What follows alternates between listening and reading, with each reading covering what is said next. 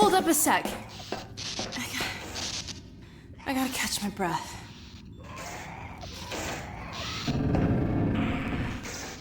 Okay. Well, this might not be as easy as I thought.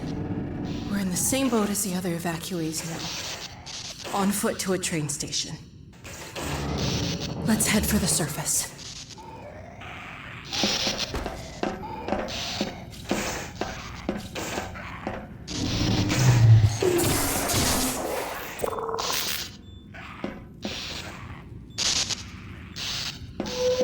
This is another multi-purpose scene. First, Alex is visibly shaken, which once again humanizes her. But she also states the player's goal for the second half of the game: climb to the surface and get to the train station.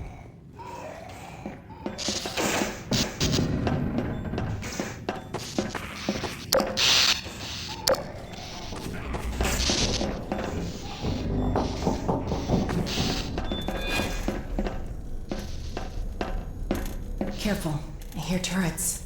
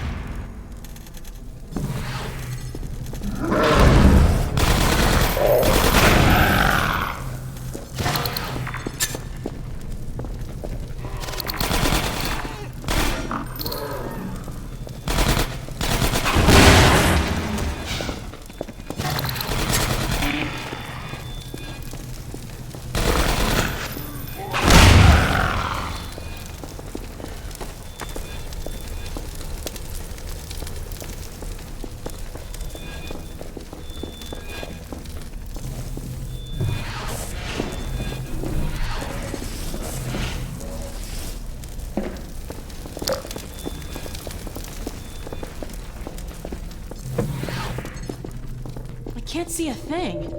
I'm blind as a bat without that flashlight on. We need to get through that door. Damn, it's got a powered lock. How are we gonna get this open? Let's see if we can find a power box. Hey, an air duct! I've heard stories about you and air ducts. Dr. Kleiner says whenever he locked himself out of his office, you and Barney used to compete to see who could get in fastest without using a key.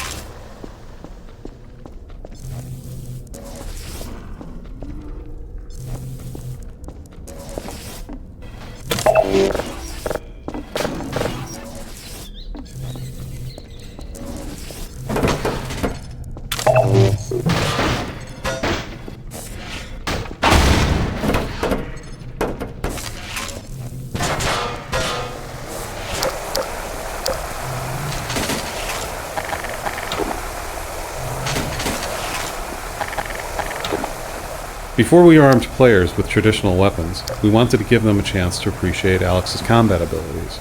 Toward that goal, we created a very specific combat style for the early parts of the journey outside the Citadel. Dark, tense, surrounded by zombies, and either weaponless or starved for ammo, so that players needed to rely on the gravity gun and, more importantly, Alex. This is where players finally get a weapon. Since the door only opens when the padlock is shot, players can't proceed without finding the pistol. It's effectively a weapon gate. Once players are through the door, we can be sure they've got a pistol.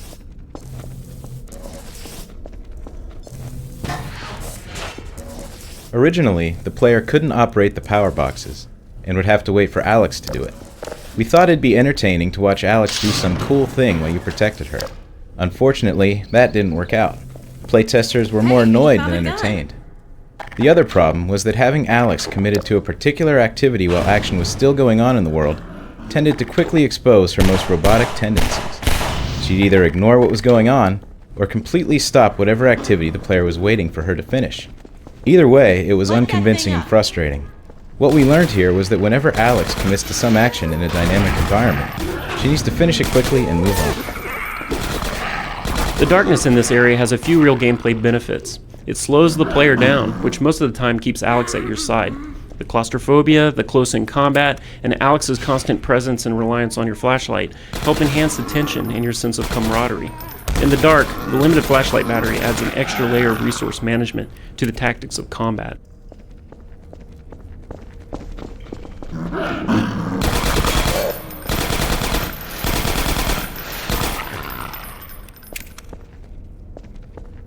Initially, the player wasn't going to have a weapon here. The combination of no weapon and near total darkness forced the player to use the flashlight to direct Alex's fire. We liked the idea that you could interact with Alex in a meaningful way, using elements that were already built into the interface. Unfortunately, playtesters didn't like not having a weapon, so we added weapons back in. Luckily, it turned out that, even armed, players tended to still use and enjoy the flashlight mechanic.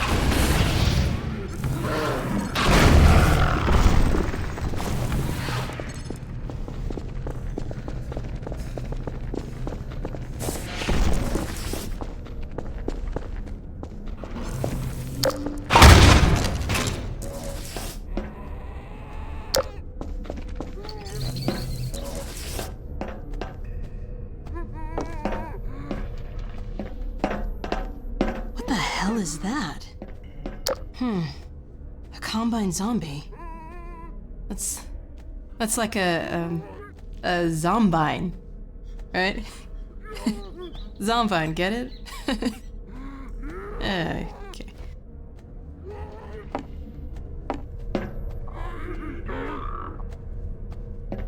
Crap! Look out! It's got a grenade!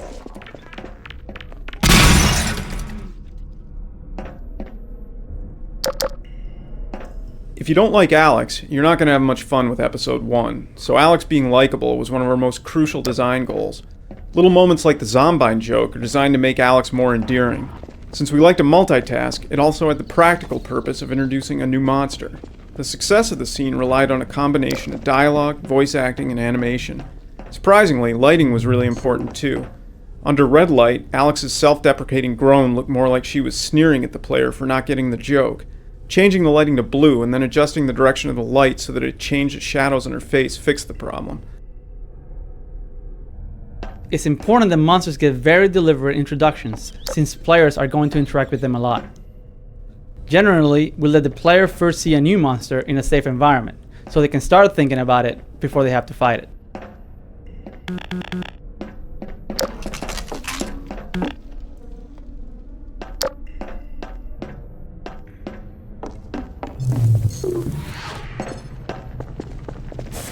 The soundtrack here was created for the introduction of a new adversary, the Combine Zombie, or Zombine. Discordant guitar tones and bends, and a lo-fi, fast beat work in the background of this encounter to create an off-balance and disturbing mood.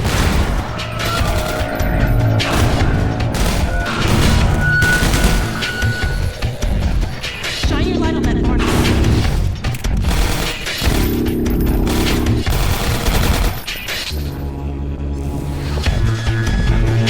We always try to exploit a feature as much as possible throughout a game. For instance, these flares. They're an exploration reward, they've got a simple, satisfying interaction with the gravity gun, and they're a good tactical alternative to the flashlight. Finally, they're a weapon that will ignite zombies, which in turn become a new light source.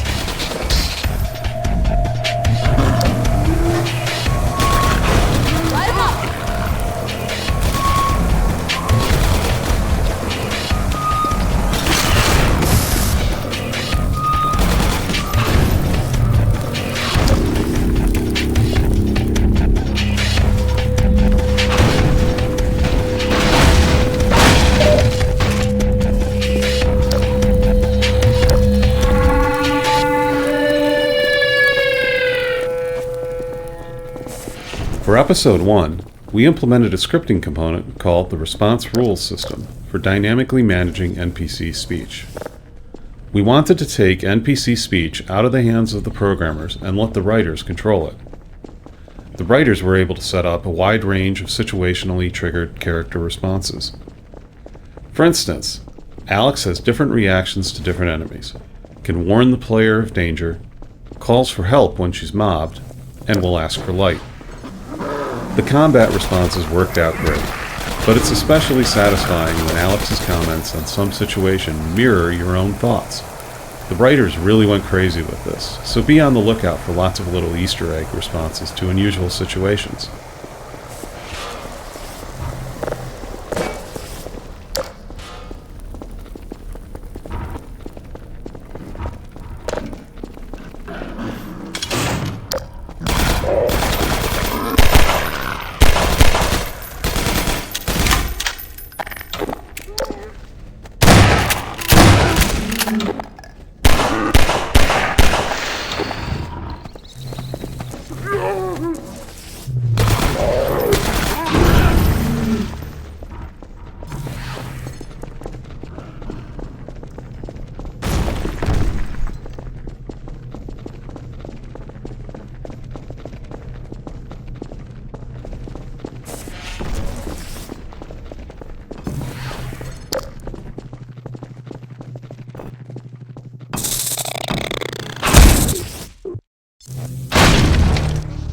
Poison headcrabs are ideal for ambushes, because they startle you but can't actually kill you. Here, after a series of right-hand turns, you round a corner into a dead end. While you're cracking open a box of goodies, you're ambushed by poison headcrab. Constructing the ambush this way increased the odds that you wouldn't see the crab, but you would hear it just in time to turn around as it leapt at your head.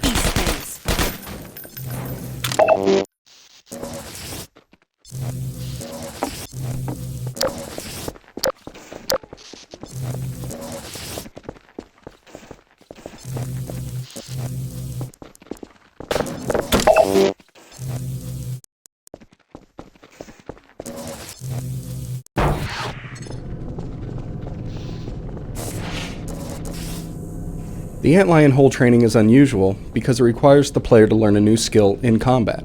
This is a rare case where training occurs under duress, so Alex states the problem and helps in the fight without giving away the solution.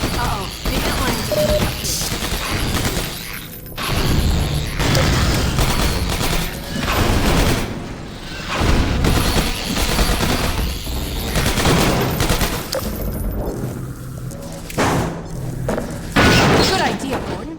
Wow, I wouldn't have thought you could plug up the burrow that way.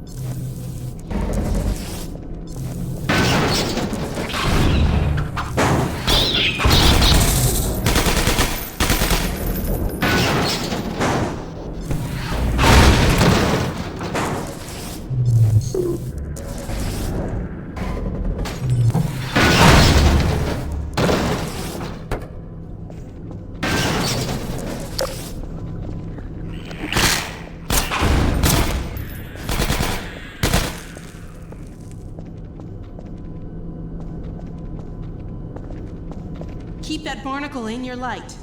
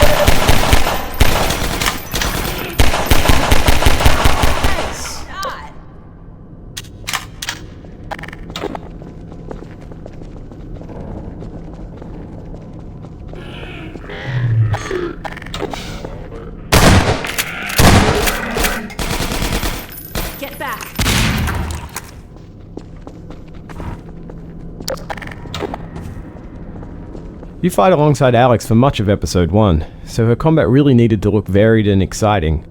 We especially wanted to get her into some kind of convincing physical contact with her enemies. We'd always wanted to do this kind of dynamic character interactions, but getting the NPCs into position for their interactions has a pretty wide-ranging set of problems.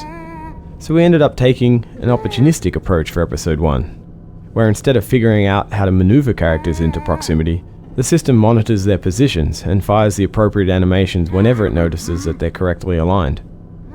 Given how well these interactions worked out between Alex and zombies, headcrabs and antlions, we're really looking forward to extending this kind of behavior to all of our NPCs.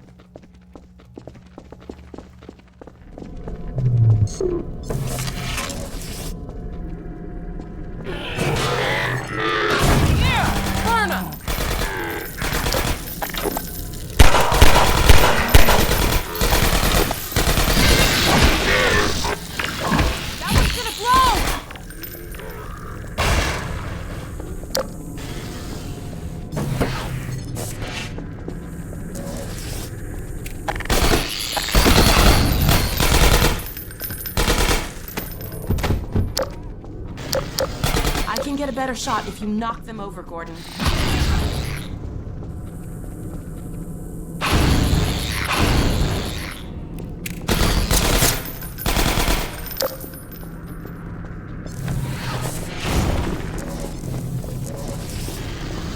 This 3-level parking garage is where the antlion burrow training pays off. Because we've taught the player the burrow blocking mechanic earlier in a less hectic environment, the problem here becomes not what to do with the burrows, but where to find the cars to block them while fighting off a horde of antlions. The burrows themselves went through several iterations. At first, playtesters had a hard time seeing them, and once they'd push the car onto one, they often weren't sure if the hole was actually sealed. We eventually solved both of these problems by adding a particle effect to the burrows. This effect makes them recognizable even at a distance, and its absence is a clear indication that the burrow is blocked.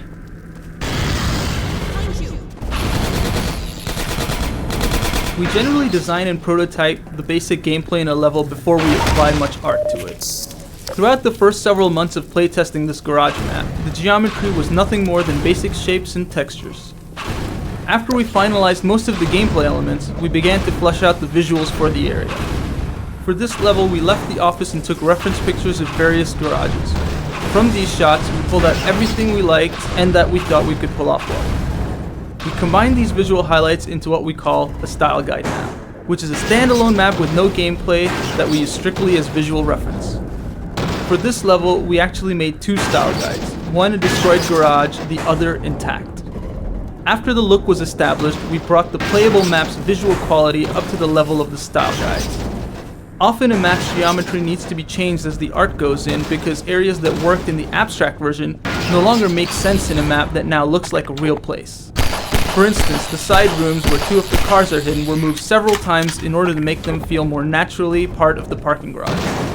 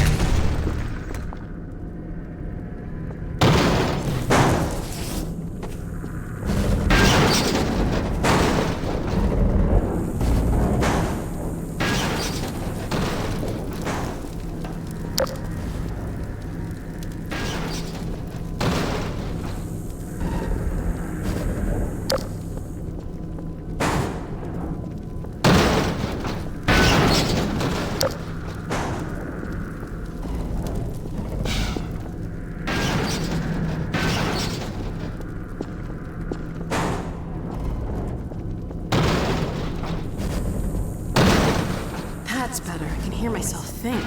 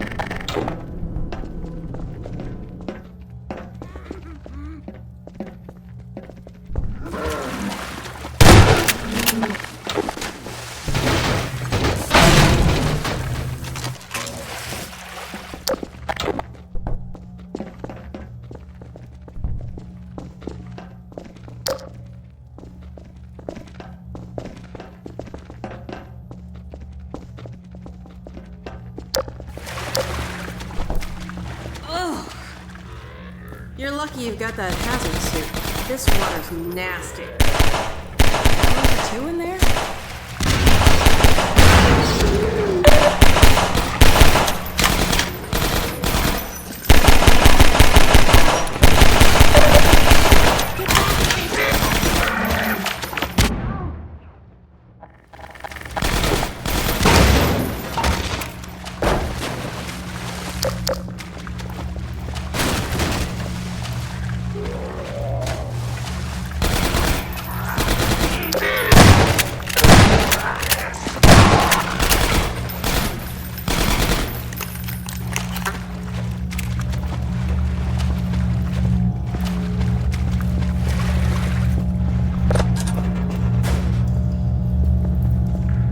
Let there be a way to the surface.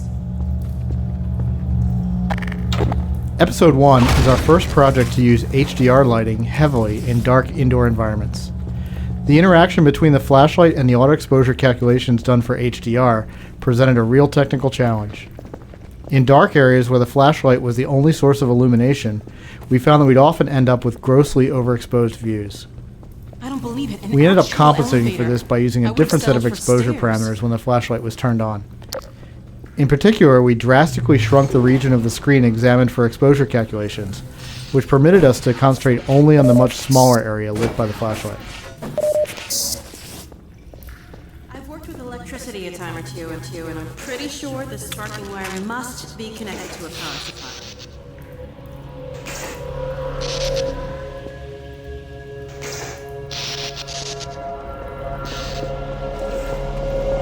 This area is the dramatic culmination of all the lightless combat that comes before it. We wanted to create a dynamic fight that lasted several minutes while you waited for the elevator to arrive. The first iteration of this battle was very different from what we eventually shipped. The space was larger, had water in it, and wasn't completely dark. Water is relatively expensive performance-wise, so we cut that in favor of more zombies.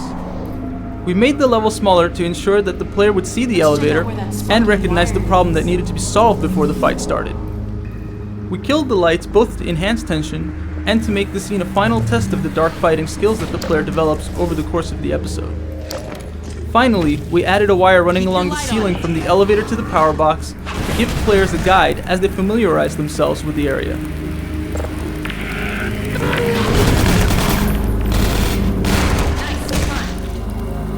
Our art and gameplay standards encourage players to build a visual dictionary that defines how they expect things to work in the Half-Life world. For instance, even though the door to the power box room is metal, and would probably have a metal crossbar holding it shut, we barred it with a wooden plank. Because we've been consistent throughout the game, the player should recognize that a wooden plank can be both broken and manipulated with a gravity gun, properties that wouldn't be immediately apparent about a metal bar.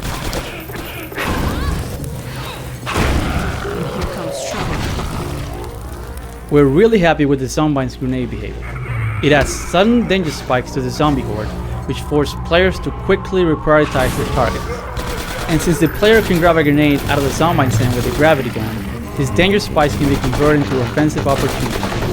This kind of turnaround skill shot creates some dynamic, satisfying hero moments for the player. Originally, we didn't allow the player to snatch Zombine grenades because we felt it broke the fiction of the gravity gun. If players could grab a Zombine's grenade, why couldn't they grab the Combine soldiers' guns? After playtesting the grenade steal though, fun went out of the consistency. Where's that elevator?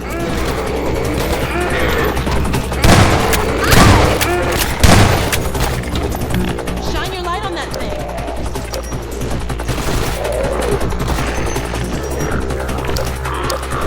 Grenade!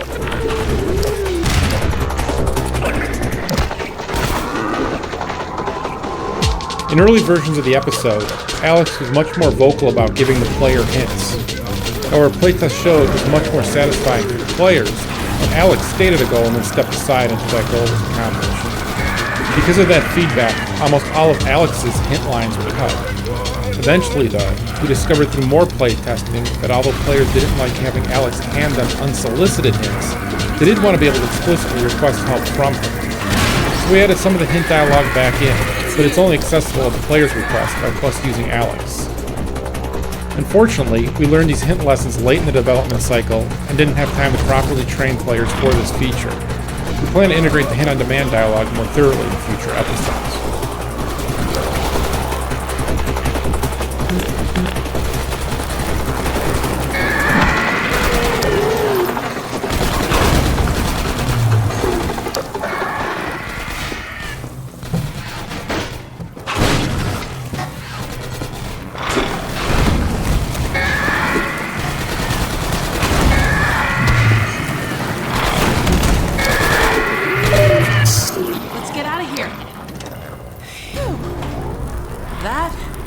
Was close.